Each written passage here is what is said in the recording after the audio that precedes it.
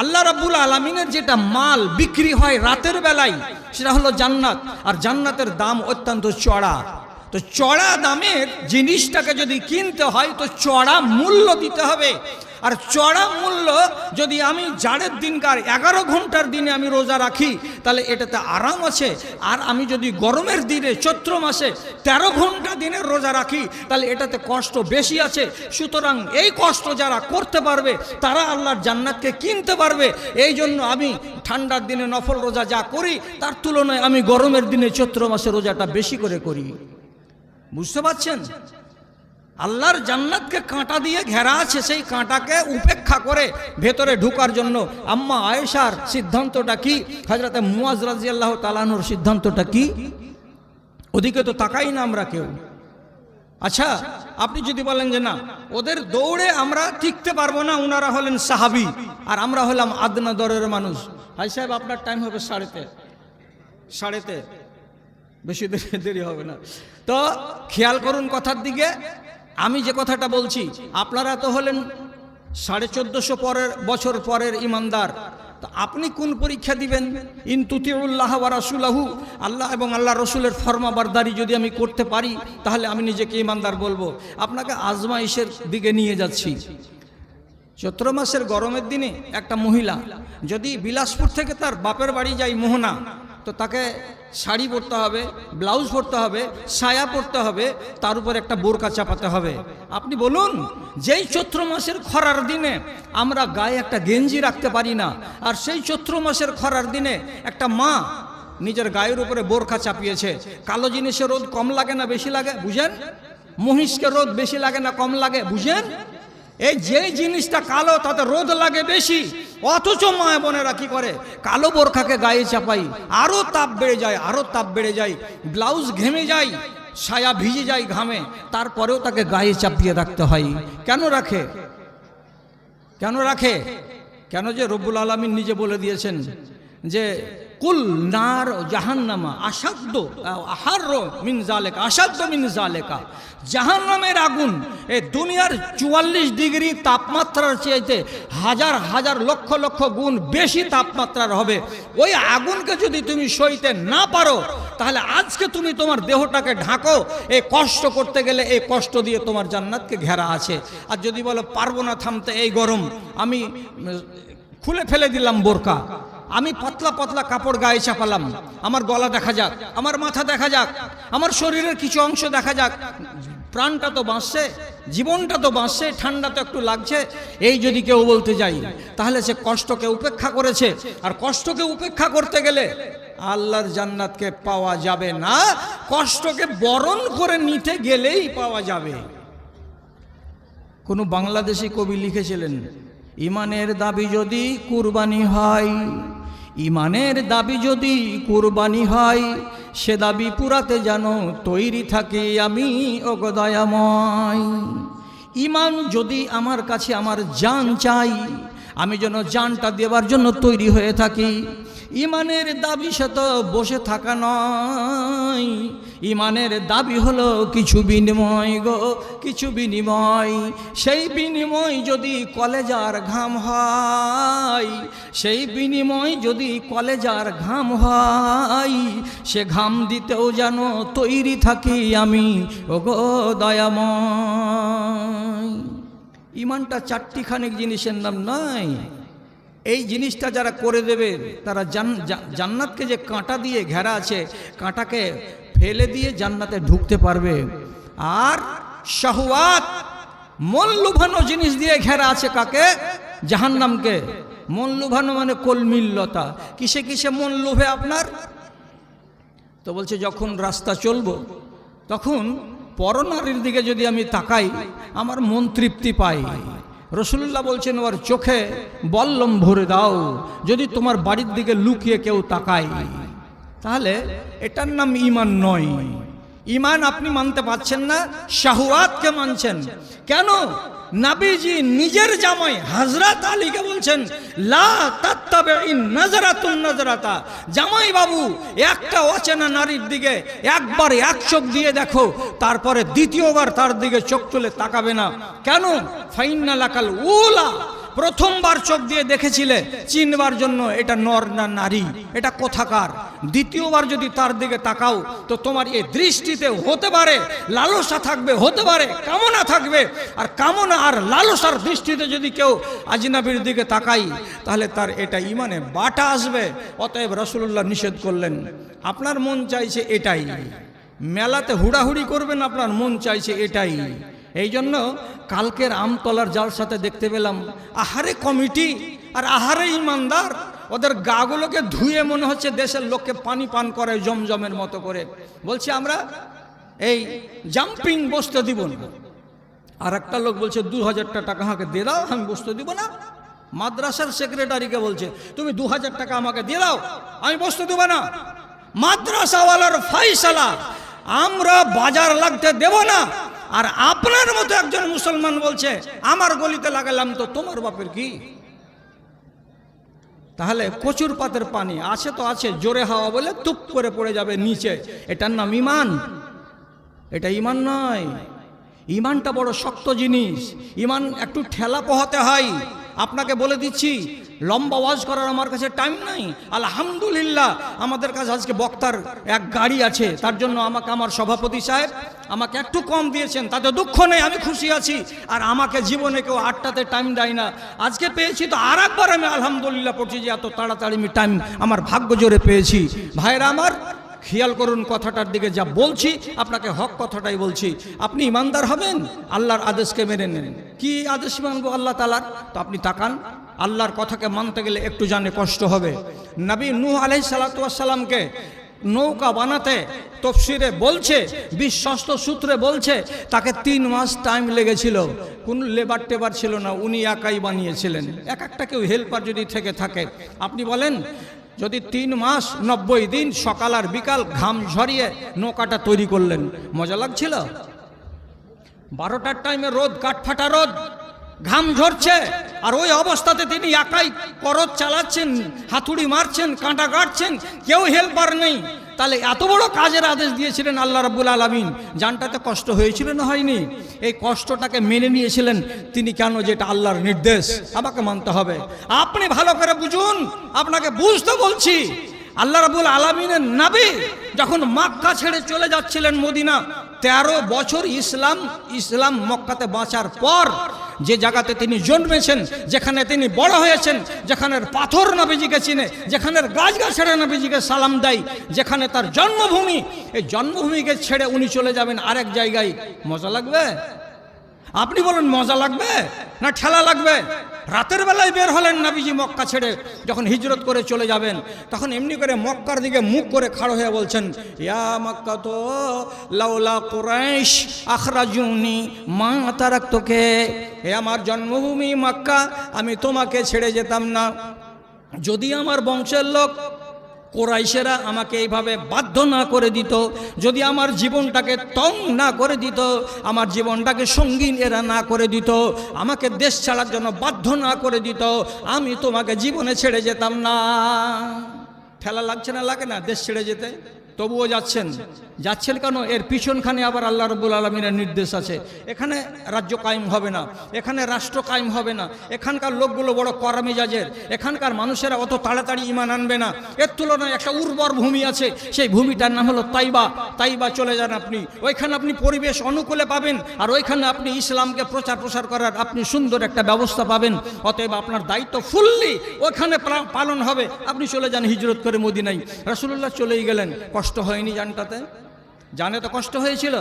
কোলে যদি 6 মাসের বাচ্চা থাকে, আর এত পিয়ারি বিবি হযরতে হাজেরা, তাকে আর কোলের বাচ্চাকে কোলে নিয়ে আর স্বামী ইব্রাহিম আলাইহিসসালাম বাড়ি থেকে বেরিয়েলেন। সেটা হলো প্যালেস্টাইনের এলাকা, আর ওইখান থেকে সৌদি আরবের মাটিতে মক্কার ভূমিতে তিনি আসবেন। পায়ে হেঁটে নাগাড়ে 1 মাসের রাস্তাকে হেঁটে এসে মক্কার কাছে নিজের বিবিকে রেখে দিলেন, বাচ্চাকে রেখে দিলেন, কোনো শব্দ বললেন না। বিবিকে রেখে দিয়ে রেখে দিয়ে উল্টা পথে হাঁটা দিচ্ছেন। যখন চলে যাচ্ছেন এখান থেকে রোড পর্যন্ত, হযরতে হাজেরা তখন বলছেন, ব্যাপার কি? যদি পিশাব পায়খানার গরজ থাকে তা আশেপাশে তো পাহাড় ছিল, পাহাড়ের কিনারায় চলে গিয়ে উনি নিজের পিশাব পায়খানাটা পূর্ণ করে নিতে পারতেন, কিন্তু সোজা রাস্তা ধরে যে চলেই যাচ্ছে আমার স্বামী, তাহলে চলেই যাচ্ছে নাকি, একটু জিজ্ঞেস করে দেখি। তখন এইখান থেকে একটা মহিলা এমনি করে আওয়াজ দিচ্ছে, সহিহ বুখারীর রিওয়ায়াত, ইয়া ইব্রাহিম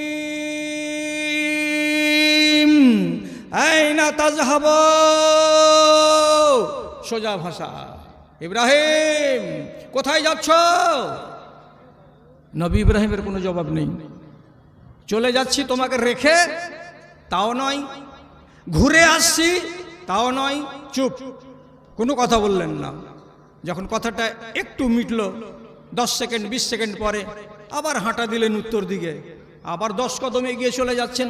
সে গিরি পর্বতের রাস্তা, ছোট ছোট ভাঙা ভাঙা রাস্তা। আরেকবার আওয়াজ দিলেন, ইয়া ইব্রাহিম আইনা তাযহাব। এ স্বামী ইব্রাহিম কোথায় চলে যাচ্ছ?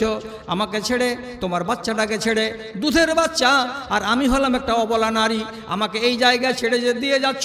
আল্লাহর কোরআন নিজে বলছে এখানে একটা গাছ নাই, গাছড়া নাই, বাড়ি নাই, ঘর নাই, কোনো জনবসতি নাই, কেবলমাত্র আল্লাহর ঘর।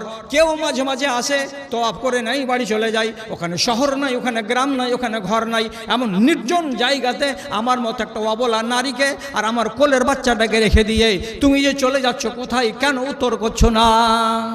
ইব্রাহিম নবী উত্তর করেননি, 3 বারের বার। এইবার হযরতে হাজেরা বললেন, একই প্রশ্ন বারবার তাকে করা যাবে না, এবার প্রশ্ন চেঞ্জ করে দিই। প্রশ্ন চেঞ্জ করে 3 বারের বার তখন আওয়াজ দিয়ে বলছেন, আমারাকাল্লাহু বিহাযা ইয়া ইব্রাহিম। ও আমার স্বামী ইব্রাহিম, তোমাকে কি তোমার আল্লাহ আমাকে এইভাবে মক্কা নগরীতে নির্জনে ফেলে দিয়ে চলে যাওয়ার আদেশ করেছেন নাকি? যদি তোমার আল্লাহ আদেশ করে থাকেন তো কোনো কথা নাই, উত্তর করো, তোমার মুখ থেকে উত্তর শুনতে চাই।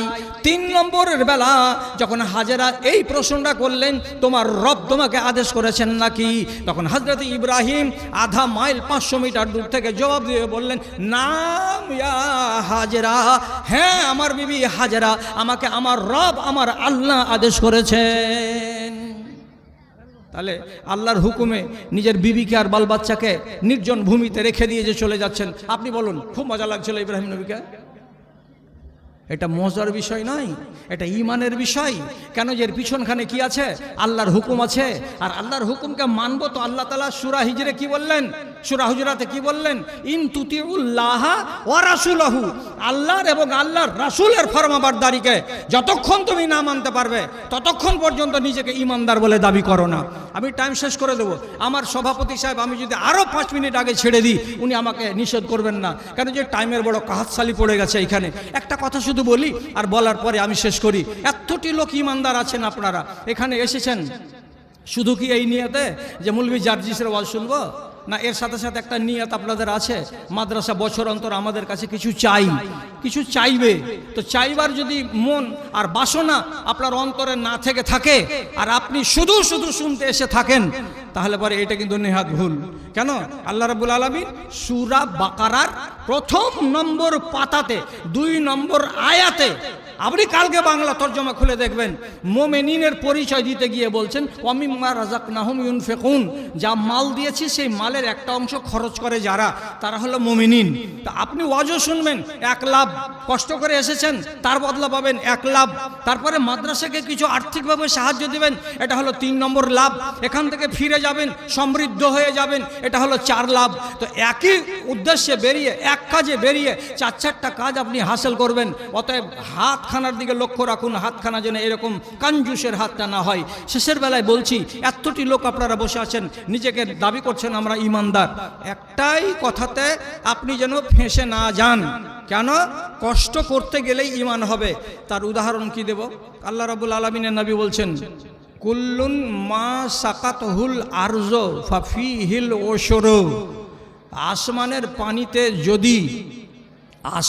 পানিতে যদি আপনার ফসল হয়ে যায় তাহলে পরে প্রতি 10 মণে 1 মণ ফসল আল্লাহর নামে দিয়ে দিতে হবে। আপনি তখন বড় বড় করে তাকাবেন আর বলবেন আল্লাহর নামে 10 মণে 1 মণ, এটা কত অন্যায় কথা। অন্যায় কথা নয়। আল্লাহ তাআলা নিজে বলছেন ইন্নাল আরজা লিল্লাহি ইয়ারিসুহা মান ইয়াশাউ মিন ইবাদিহি, সারা পৃথিবীর জমিন হলো আল্লাহর, আপনারও নয়, আপনার বাবারও নয়, আপনার বাপের বাপেরও নয়। যদি আপনার হতো এইরকম মালিকানা, তাহলে আপনার বাপের বাপ যিনি ছিলেন দাদাজি, দাদাজির রেকর্ড কাটতো না। আপনার বাপ আপনার দাদার নামকে কাটিয়ে নিজের নামে রেকর্ড করেছিল, মালিক বদলে গেছে, আপনার বাপ মরে গেল, আপনি নিজের নামে সেরেস্তাতে কি করেছেন, রেকর্ড করিয়ে নিয়েছেন। আপনার বাপের যদি জমি হতো তাহলে আপনার নামে ট্রান্সফার হতো না। কেন মালিকানা বদলে যাচ্ছে? আপনারা হলেন মালিক অস্থায়ী, আর আল্লাহ রাব্বুল আলামিন হলেন স্থায়ী মালিক। আপনি কোনোদিন বলবেন না আমার জমি, আমার জমি, আমার জমিতে কে আসবে, কোন লাট আসবে, আমার বলিয়েন না। আর যদি খুব মানে আপনি বাহাদুরি করেন যে আমার জমি, তো তাহলে যান ধুলিয়ানের পার্শ্বে শমশেরগঞ্জ থানাতে, এবার 1 থেকে 3খানা গ্রাম আধখানি কেটে গঙ্গাতে পড়ে গেছে। এমনি করে বুক চাপড়াচ্ছে মেয়ে ছেলে আর লোকগুলো, বলছে আমার বাড়ি কেটে পড়ে গেল গঙ্গাতে। তো তোর বাড়ি হলো তো গেল কেটে রে? আমার জমি কেটে গঙ্গাতে পড়ে গেল, তো তোর যদি জমি হলো তো কেটে গঙ্গাতে কেন পড়লো? সাত বাবাটা কি করছিলি? জমি আমার নয়। আল্লাহ বলছেন জমি আমার, আমি যাকে দিই আমি মেহেরবানি করে দিই। তাহলে আপনাকে দিয়েছে 20 বিঘা, আগামী দিনে আপনি ভুট্টা মারবেন কতটি? তো 20 কুইন্টাল, একটাও বাড়িতে আনবেন 20 কুইন্টাল বলছি, 200 কুইন্টাল, কেউ কেউ মারবে 50 কুইন্টাল, কেউ কেউ মারবে 100 কুইন্টাল। যদি কুইন্টালের হিসাবটা করেন তো সেচ দেওয়া ভুট্টা 20 মনে আপনাকে 1 মন লাগবে, এটা আল্লাহর পক্ষ থেকে অর্ডার। তাহলে আপনি নিজে এবার লুকিয়ে লুকিয়ে বুকের বুতাম খুলে বুকে হাত দিয়ে বলেন 100 কুইন্টাল যদি আমি ভুট্টা পাই, তো 100 মন যদি আমি ভুট্টা পাই, বা 100 কুইন্টাল যদি আমি ভুট্টা পাই, তো 20 কুইন্টালে 1 কুইন্টালের হিসাবে 5 কুইন্টাল ভুট্টা আমি আল্লাহর নামে বের করে দিয়েছি, বা আগামী দিনে বের করে দিব, বা আমার মনে আছে যে হ্যাঁ আমি দেব। যদি এই মানসিকতা থাকে তাহলে সাদা কাগজ জমা দিবেন এইখানে সদর সাহেবের ঘরে, আপনার নাম দিয়ে আমি আপনার নামের তলে সহি করে দেব, আপনি একটা ইমানদার। আর যদি 100 মন ভুট্টা হলো আর আপনি 5 মন ভুট্টা বের করতে পারলেন না, তাহলে পরে জেনে নিতে হবে আপনি ঠকবাজ ইমানদার। আপনার কাগজ কলমে ওই রকম করে আল্লাহর খাতায় ইমানদার হিসাবে স্বীকৃতি আদায় করা সম্ভব হবে না। কেন? এই ফরমানটা কার? এই ফরমানটা আল্লাহর রসুলের। মানতে পারছেন? যে হ্যাঁ পারছি। মানতে পারেন না? বলছে না পারি না। না পারতে গেলে ইন তুতিউল্লাহ ওয়া রাসূলাহু, যদি আল্লাহকে ইতাআত করো আর রাসূলুল্লাহর ইতাআত করো তাহলে বুকে ঈমান গেল, আর রাসূলুল্লাহর ইতাআত যদি না করো বুকে ঈমান গেল না। কথা তো বুঝবার। তাহলে আর বেশি আপনাকে বুঝাতে পারলাম না, অনেক সময়ের অভাব। তো এরপরে আমাদের সূচিতে আরো অনেক বক্তা আছেন, হয়তো বক্তাকে ডাক দেওয়া হয়ে গেছে। হ্যাঁ এসছেন বক্তা এসছেন। আচ্ছা শুধু এটাই নিব না আরো নিব? হ্যাঁ আব্দুল জব্বার সাহেব 500 টাকা দিয়েছেন। আলহামদুলিল্লাহ, যতটি কথা হলো কথাটি তাড়াহুড়াতে হলো। আর এই তাড়াহুড়ার কথা কতটা ছুটে গেল, কতটা ট্যাঙ্ক ভেঙে গেল, কতটার হয়তো পাখনা ভেঙে গেল, আমি এটা বুঝতে পারছি। তো কি করা যাবে, তাড়াহুড়ার কাজে এরকমই হয়ে যায়। তো যাই হোক, কোনোভাবে আজকে রাইট টাইমে কথা হলো আর সংক্ষিপ্ত সময়ে আলোচনা হলো। যা হলো তা হলো। এইটিকে যদি মেনে নিতে পারেন তাহলে আল্লাহর কাছে আশা করব যে আল্লাহ রাব্বুল আলামিন আমাদের ইমানগুলোকে সলিড করে রাখবেন, আমরা মজবুত ইমানের মালিক হব। তো দেন 2-4টা লোক যখন দিচ্ছেন, তা কে? শরিয়াবাদ থেকে মাহতাব আলী। এই বক্তাটা আসা পর্যন্ত, যে বক্তা আমার পরে আসবেন উনার আসা পর্যন্ত আপনাদেরকে বলছি যাদের যাদের দেওয়ার আছে একটু তাড়াতাড়ি করে দিয়ে ফেলেন। আর মাওলানা এত বড় সভাতে দক্ষিণ মাথা থেকে উত্তরবঙ্গে এসে টাকা দিতে পারবে না। আপনি লোক পাঠান তাড়াতাড়ি করে, 4টা-5টা চাদর ওইগুলোতে পাঠান, যাতে করে ভাইরা আমাদের টাকাগুলোকে চাদরে দিয়ে দেন। তো ভাই পরবর্তী বক্তা আসছেন, আসার আগেখানে এই 2-3টা মিনিট আছি, দয়া করে যারা যারা দিবেন কাছের লোক তারা আপনারা তাড়াতাড়ি করে দিয়ে দেন। উঠেন তো, জলদি উঠেন, জলদি উঠেন এই কাজকার লোকগুলো। মাশাআল্লাহ, আলহামদুলিল্লাহ। একটা ছোট বাচ্চা ছেলে 550 টাকা দান করেছে। আয়না রে বাবা, তাড়াতাড়ি করে আয়না। তোরা আরো কত 11 হাত লম্বা বক্তা খুঁজছিস যে তার হাতে টাকা দিবি? তোমরা খাড়িয়ে থাকবে তো ওই রকম খাড়িয়ে থাকবে, বসতে পারবে না। এটা মৌলানা আগে বলেছিলেন যে বসার থাকে তো একটা জায়গা দেখে বসো। এখন দেখো গেট পর্যন্ত লোক বসে আছে। এখন যদি তোমাকে বসার জন্য বাধ্য করি আর জায়গা নেই, কি কাজটা করলে? দাঁড়িয়ে থেকে কি বেশি বড় লোক হয়ে গেলে, না দাঁড়িয়ে থেকে বেশি কাজের লোক হয়ে গেছে? বলো, একটা বসার চেষ্টা করলে না, তখন থেকে 1000 বার করে 10 বার করে বলা গেল, শুনলে